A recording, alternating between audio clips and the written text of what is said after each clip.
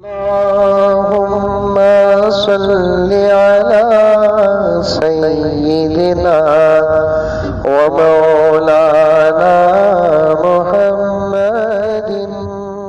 इसलिए कि एक मर्तबा हजरत उमर फारूक रज़ी अल्लाह ताला अन्हु हजरत उबई इब्ने काब से पूछा रज़ी अल्लाह ताला अन्हु। हजरत उबई इब्ने काब कौन थे? सहाबी रसूल थे, लेकिन ईमान लाने से पहले यहूदी मजहब के थे और तौरात के ज़बरदस्त आलिम थे, हाफिज नहीं थे, क्योंकि हाफिज तो सिर्फ कुरान का बनता है, तौरात का हाफिज नहीं बनता, इंजील का हाफिज नहीं बनता, ज़बूर का हाफिज नहीं बनता। हजरत उबई इब्ने काब रज़ी अल्लाह ताला अन्हु तौरात के ज़बरदस्त आलिम थे।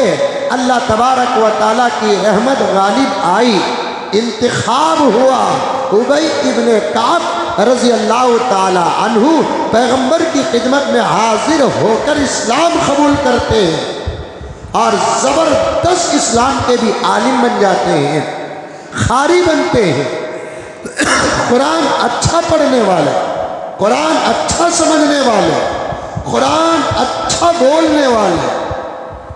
एक मरतबा उमर ने हज़रत उबई इब्ने काब से पूछा, उबई अल्हम्दुलिल्लाह हम मुसलमान हैं, इस्लाम लाने से पहले आप तौरात के आलिम थे, कुछ तौरात की अच्छी अच्छी बातें बताओ,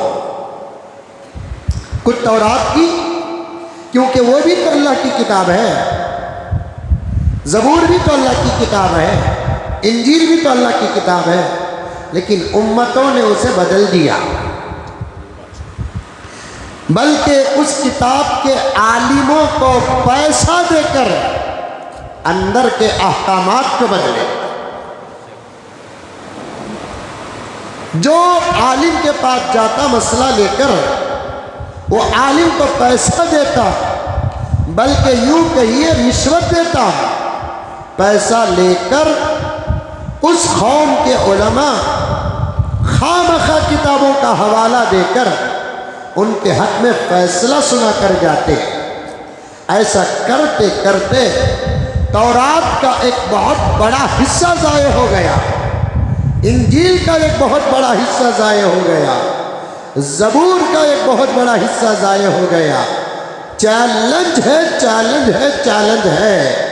आज दुनिया की कोई किताब अपने अंदर 200 साल की हिफाजत नहीं रखती। एक ही किताब है जो 1450 साल से सिर्फ अपनी तिलावत ही नहीं, अपनी हिफाजत भी सारे आलम के सामने बता रही है। तिलावत ही नहीं, हिफाजत। तिलावत में एक ज़बर नहीं छोड़ा जा रहा है, एक ज़ेर छोड़ा नहीं जा रहा है।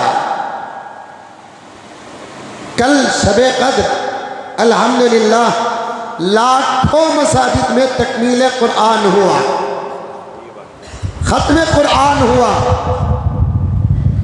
लाखों मसाजिद में। और एक बात कहता हूँ, कल जिन जिन लोगों का कुरान पाक मुकम्मल पढ़ने और सुनने में हुआ, वो आज की तरावीह को ज़ाये न करें, फिर कल की तरावीह को ज़ाये न करें, परसों की तरावीह को ज़ाये न करें।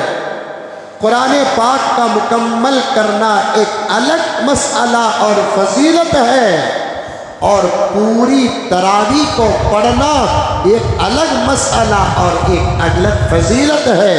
27वीं शब आपका कुरान मुकम्मल हुआ है, तरावीह मुकम्मल नहीं हुई।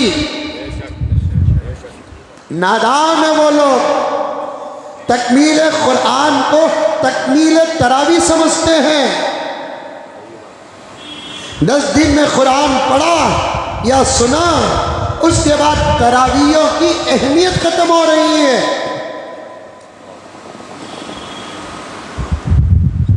वरना तो एक ज़मान, अब तो आजकल बहुत सारे मसाजिद में 29 को भी ख़त्म कर रहे हैं। हालांकि एक ज़माना 27 ही को ख़त्म करना था, करते थे और अक्सर इशारे शबे कद्र के 27 ही को मिलते हैं। समझ में आई बातें। और हरमैन शरीफैन में भी तकमील कुरान तो 29 को होता है, लेकिन 27वीं शब का बड़ा ज़बरदस्त एहतमाम होता है। मैं कई सालों से हाजियों से सुनता आ रहा हूँ कि 27वीं शब हरमैन शरीफैन का मजमा कुछ और ही होता है, क्योंकि अहादीस में अक़वाल में इशारे भी हैं 27वीं शब के शबे कदर होने के। अब्दुल्लाह इब्न अब्बास फरमाते हैं, उनसे किसी ने पूछा शबे कदर कब है?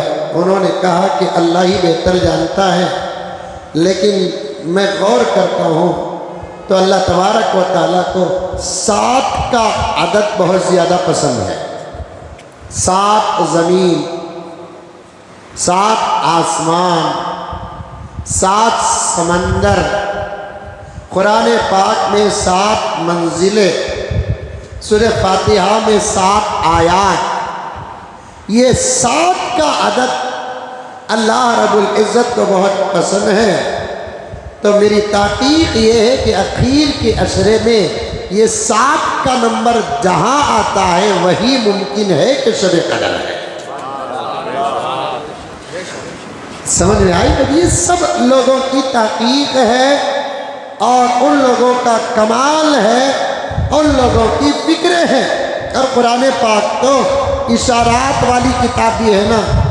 कुरान पाक में अहकामात में इशारे हैं, फ़ज़ाइल में इशारे हैं, वादों में इशारे हैं, वईदों में इशारे हैं, मिजाज में इशारे हैं, अखलाक में इशारे हैं।